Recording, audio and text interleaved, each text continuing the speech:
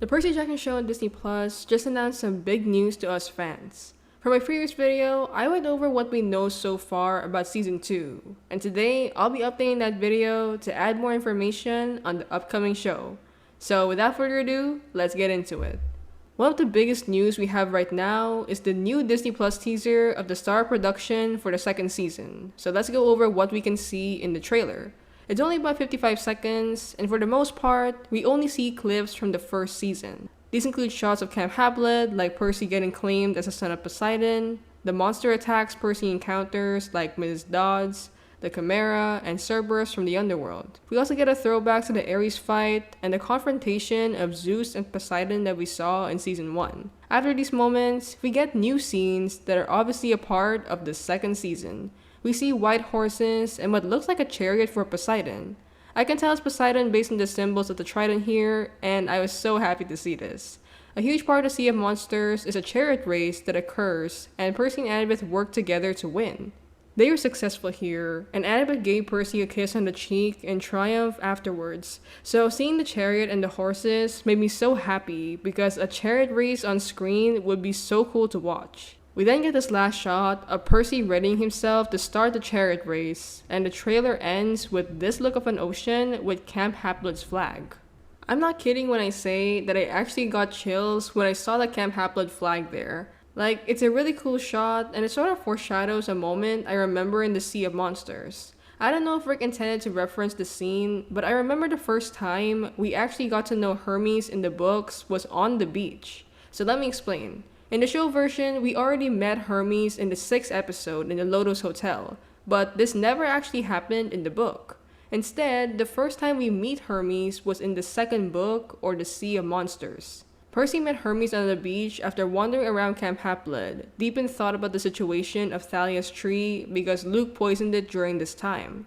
So Percy sat on the beach next to a guy who looked like a jogger, but this guy was actually Hermes.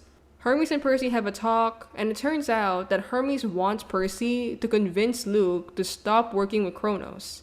We realize here that Hermes does love Luke so much, but he couldn't do anything to stop Luke's horrible future, so he's asking Percy for help. I'm not really sure if the show is planning to go with this narrative, because it would sort of contrast how Hermes acted in the first season. There, it was as if Hermes already accepted that Luke was doomed to have a horrible future, and that he can't do anything about it. Whereas in the book, he wanted to do something indirectly, which is why he asked Percy if Percy could do it for him. I'm not really sure if they would still have the talk Hermes and Percy has here, and if this was the case, then I guess this scene with the beach could reference the sea because of the title The Sea of Monsters, and the Camp Hamlet flag could be a hint that something isn't right in camp around this time. This is correct though, because in the Sea of Monsters, Thalia's tree is poisoned and the protective barriers of camp were weakening because of this. Added to this, Chiron was framed up for poisoning Thalia's tree, and Grover gets kidnapped by Polyphemus after trying to find Pan. All of these point to the idea that something is off in camp, and I guess the flag here on the beach sort of symbolized that. Something that I haven't mentioned about this teaser until now is Walker Scobell's voiceover in the entire clip. I wasn't even sure that it was Walker or Percy because the voice sounded so deep. Like, puberty really hit him hard in just a span of like a year.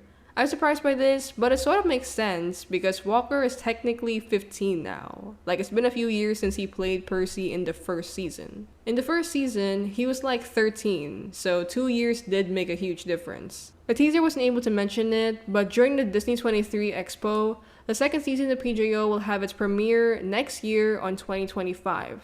That's a long way from now, yet I'm already excited for what else they have in store for us. Another news that I found out was the casting announcement for the Grey Sisters. The Grey Sisters appear in the Sea of Monsters, and rumor has it that they would merge with the Triple Goddess from the Wrath of the Triple Goddess book. So far, there's not that much confirmation on that, but there's still a possibility.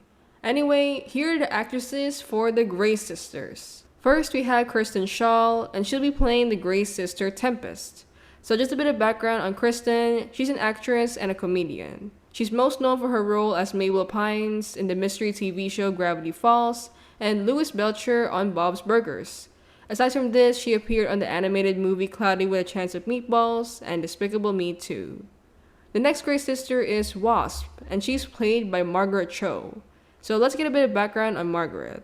Like Kristen, Margaret is an American comedian and actress. She starred in movies like Over the Moon, Good on Paper, and Prom Pact. She's also known for stand-up routines, and she normally critiques social and political problems. And last but not the least is Sandra Bernhard, and she'll be playing the Grey's sister, Anger. Sandra is an American actress and comedian as well, and she appeared in movies and shows like Roseanne, Babes, and the 1998 Hercules series. So at this point, let's get another exciting news for another casting update. Just recently, we have our casting for Tantalus, the camp counselor who replaced Chiron in the Sea of Monsters. In my previous video, I mentioned that I really wish that they kept Tantalus in the second season, and I'm glad that they're doing that. Tantalus will be played by Timothy Simons, and here's a bit of background on him. Timothy's an American actor and comedian, and some of his movies include the sitcom show Veep, Extracurricular Activities, a thriller comedy, and the rom-com Irreplaceable You.